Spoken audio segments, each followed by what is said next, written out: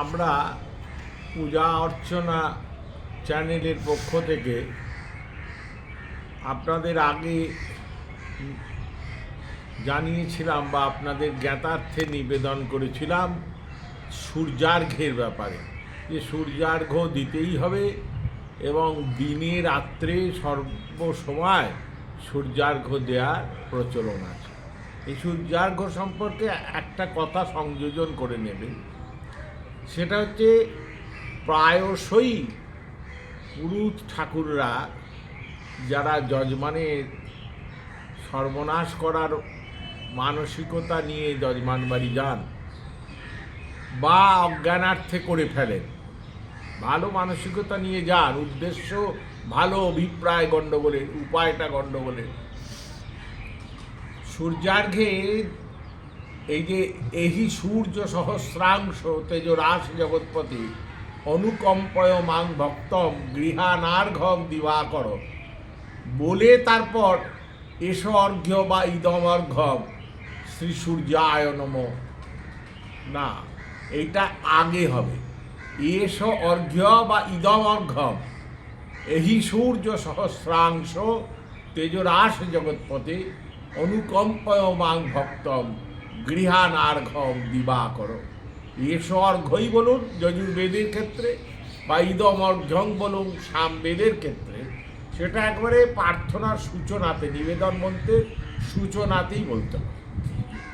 এটাই সঠিক, কারণ আপনারা ষোড়শোপচার, দশোপচার, পঞ্চোপচার যা উপাচার দেন, এস গন্ধ গণেশায় নম, সগন্ধ পুষ্পম গণেশায় নম, এস ধূপ ওং বিষ্ণবে নম, এস দীপ ওং বিষ্ণবে নম। এরম কি বলেন যে দীপ এস বিষ্ণবে নম, এরকম তো বলা হয় না।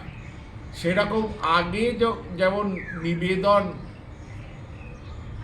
মন্ত্রটা বা নিবেদনের যে উদ্দেশ্যটা ব্যক্ত করতে হয়, সেরকম সূর্যার্ঘ্যর ক্ষেত্রেও এসো অর্ঘ্য বা ইদম অর্ঘ্য এটা আগে বলে নিতে হবে, তারপর এই সূর্য সহস্রাংশ। আর একটা দুটো বাজারে তো এখন মুন্ডে মুন্ডে মতির ভিন্যা তুণ্ডে তুণ্ডে সরস্বতী, তুণ্ড মানে জীব, মুখ, এই মুখে মুখে এখন মা সরস্বতী বিরাজমান। পৌরোহিত্য সম্পর্কে প্রতিদিন নিয়ত 1 ডজন করে বই লেখা হচ্ছে, হাটে বাজারে সর্বত্র সেই বইগুলো। বিদ্যা জাহির করার কি আপ্রাণ চেষ্টা, কি প্রাণপণ চেষ্টা। কেন, আমাদের তো ঘরের রান্না অনেক করা আছে, সেগুলো পরিবেশন করি। যে পূজা অর্চনা চ্যানেলের যেটা একমাত্র উদ্দেশ্য বা লক্ষ্য, যে যে আমাদের বিগত মহাজনেরা রান্নার ভাণ্ডার ঘর পূর্ণ করে দিয়ে গেছেন, আমরা তার থেকে কিছু কিছু সংগ্রহ করে সারা জীবন ধরে যদি বিতরণ করি, তাতেও পূর্ণ হবে না, জীবনটা সংক্ষিপ্ত হয়ে থাকবে। সেখানে দেখছি একটা গ্রন্থে লেখা রয়েছে এই সূর্য সহস্রাংশ, এই যে মন্ত্রটা, এটা বলেই নাকি সূর্যার্ঘ্য, সেখানে এসো অর্ঘ্য বা ইদম অর্ঘ্যম এটার উল্লেখই করেনি। কেন করেননি কি জানি, এটা করা একান্ত উচিত।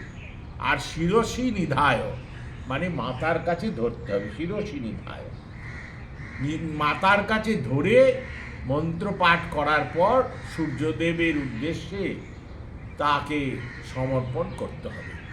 এ স্বতঃসিদ্ধ প্রমাণ, এছাড়া আর অন্য কোনো প্রমাণ নেই।